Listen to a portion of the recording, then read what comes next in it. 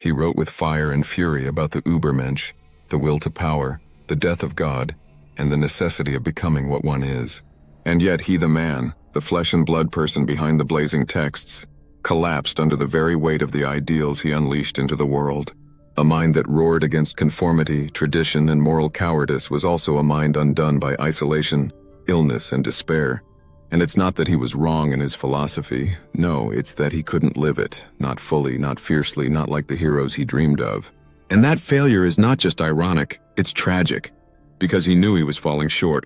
He saw himself as the crucified one, torn between insight and impotence, between vision and the inescapable drag of his own humanity. His philosophy demanded strength, a strength beyond good and evil, beyond comfort and validation. It demanded a soul strong enough to dance on the edge of chaos, to laugh in the face of nothingness, to stare down the abyss and smile. But he, in the final years of his life, did not dance. He broke. He slipped into madness, muttering about kings and emperors, signing letters as Dionysus and the Crucified. His mind finally snapped in Turin after seeing a horse whipped on the street, and that was the last anyone ever heard from the true Nietzsche, the man who once declared that one must still have chaos in oneself to give birth to a dancing star, ended not in glory, but in silence. And still his words remain. They outlived him. They outdared him. They call to those who would dare to forge their own values, to burn the old moralities, to carve meaning out of a godless sky. But they also whisper a warning. They carry the ghost of the man who lit the path and then was swallowed by it. The warning is this: beware the heights you preach, beware the truth you claim to bear, because the fire that drives you may also consume you. He didn't die a martyr to his philosophy, he died a casualty of it. And if you read him, really read him, you don't just get ideas, you get a mirror. And the hardest part is looking into it and asking yourself, can you live what he could only write? And if not, then what is the point? He told us to shatter our idols, to break the chains of borrowed beliefs, to leave the safety of the herd, and become creators of our own values. Warriors of the spirit who do not kneel before gods or men. He told us the truth was not given but forged, not discovered but created in fire and pain and solitude. He spoke with the thunder of prophecy, warning that the age of comfort would birth the age of mediocrity, and only the rare few, those with strength enough to affirm life without illusions, would rise above it. And yet he did not rise. He dreamed of the mountain, but his feet stayed tethered to the valley. He pointed to the stars but kept looking over his shoulder, searching for applause. The man who declared that the path of greatness would be lonely and cruel, filled with ridicule and rejection, still ached to be recognized, to be seen, to be understood by the very crowd he claimed to despise.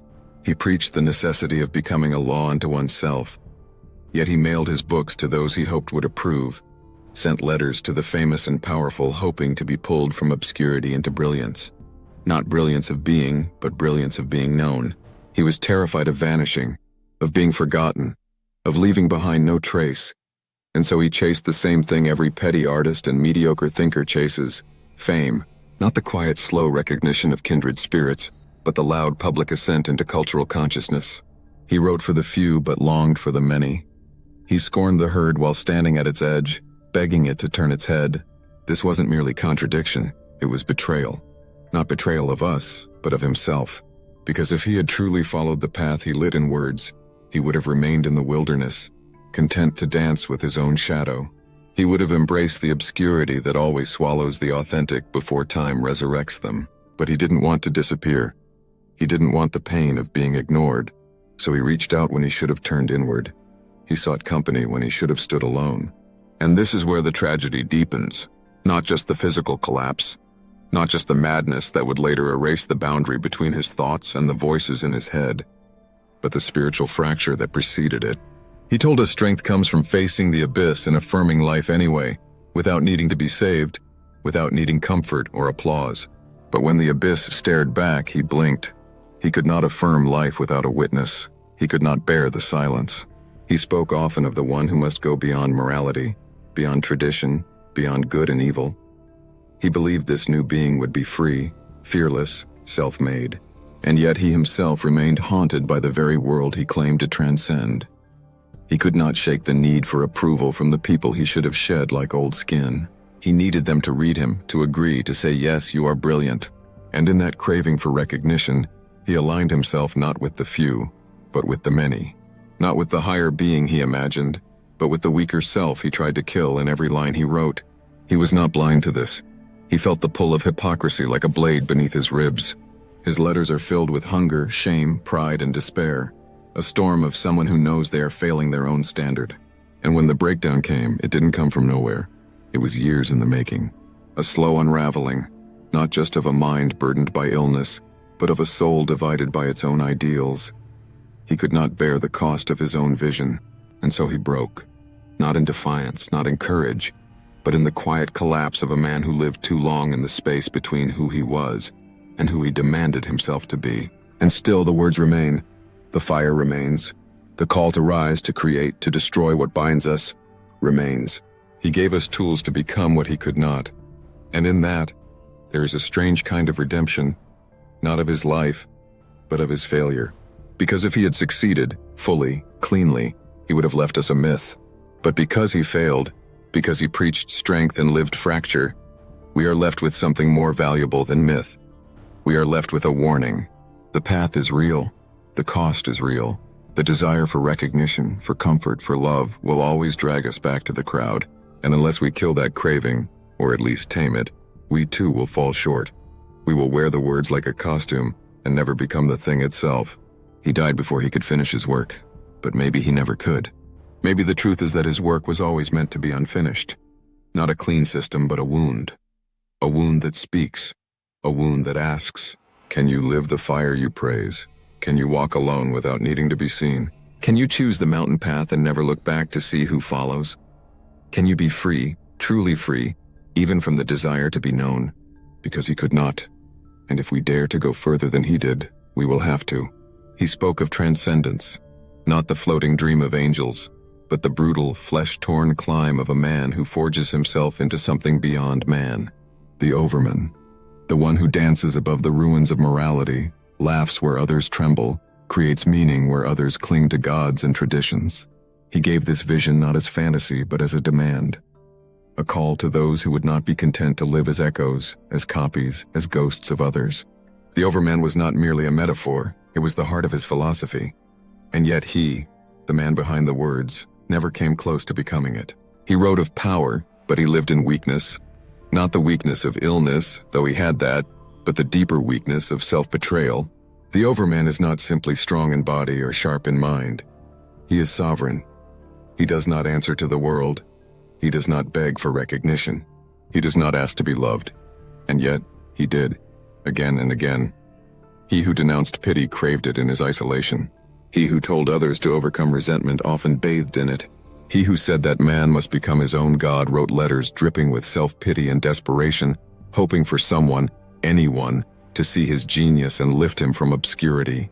He became everything the overman would scorn. This is the failure that cuts deeper than madness, deeper than the collapse of his mind, because long before his body gave out, before he became a shell scribbling Dionysus and the Crucified, on letters no one could make sense of, he had already failed his central project. The overman was not only a figure he described, it was the being he should have become, if his philosophy were true, if it were livable, and he did not. He told us we must become the creators of value, but he never truly lived outside the old values. He remained tangled in them, resentful of the church, bitter toward his enemies, obsessed with his reputation. His life was not a new creation but a protest. He did not build something new. He tore at the old with bloody fingers and called the wreckage freedom. He told us that we must say yes to life, even its horrors, even its cruelties, that we must affirm existence without hope for reward or comfort. But he could not say yes, not fully. His works are filled with a longing for what should be, rather than a celebration of what is. His greatest texts burn with fire, but also ache with absence. They are the songs of someone who dreamed of strength but never found peace. His joy was always theoretical. His affirmation was always strained. The overman was always out of reach. He failed not because he lacked genius. His mind carved through centuries of thought like a blade. He failed because he could not turn the blade on himself. He could dissect others, crush idols, expose lies, but he could not complete the inner revolution he demanded from everyone else. He remained caught between two worlds, the old and the new, the man of tradition and the prophet of what comes after. And in that in-between space, he tore himself apart. Look at his final years. The letters to long-gone friends, to enemies, to famous figures who ignored him. The self-promotion that smelled of desperation. The fixation on being read, being remembered. He wanted to be immortalized not through transformation, but through recognition. The man who should have walked alone toward becoming more than man kept looking over his shoulder to make sure someone was watching. And the overman does not look back. He collapsed under the weight of his own doctrine. The man who said that one must become who they are never truly became. He remained a philosopher, not a becoming, a voice, not a reality. And that is why he failed. Not because his ideas were false, but because he could not embody them. He could not live what he preached. And for a philosophy built entirely around becoming, around action, around being, that is the ultimate failure. His tragedy is not madness. His tragedy is that he knew. He knew he was failing. His writings carry the tension, the strain of someone who saw the peak but never touched it. He did not die the overman. He died the warning, a figure twisted by brilliance and burdened by a truth too heavy for his own hands. And perhaps that is the lesson he never wrote. That it is easier to declare the death of God than to stop searching for someone to save you. That it is easier to write of power than to live without needing anyone. That it is easier to build a philosophy than to become the thing it demands. So his ghost remains, not in churches, not in the institutions he scorned, but in every person who burns to be more, in every person who wants to step beyond the crowd and live their own truth, who reads the fire in those books and asks, "Can I live this?" Because he couldn't. And if you can, then his failure is not in vain. But if you can't, if none of us can, then perhaps the overman was not a promise but a mirror, one that shows us what we are not and may never be. And the silence that follows is not the silence of God. It is the silence of the man who could not become what he believed. He warned us, to live without gods, without absolutes, without inherited morality would be to walk a razor's edge. To abandon comfort and herd thinking is to exile yourself from everything familiar. His philosophy was not a path to happiness. It was a call to war, a war against illusion, against weakness, against the softening of the human soul. But what he didn't fully grasp, or couldn't admit, is that to live this truth without breaking requires a kind of strength almost no one possesses. Not even him. He asked the world to unchain itself from certainty, to face the abyss and laugh, to invent meaning where there is none. But that burden is crushing. It isolates, it devours.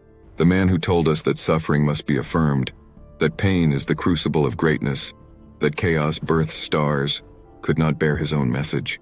The philosophy consumed the philosopher. He tried to embody it and was shattered by it. He asked for too much, not just of the world, but of himself.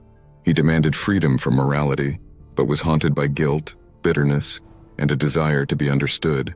He called on others to rise above resentment, but carried it in his own chest like a hidden wound.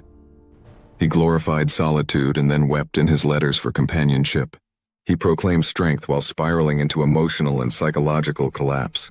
If his ideas were meant to be lived, then his life is a warning. The cost of living them may be too great, and that's the danger. His words burn with power. They intoxicate.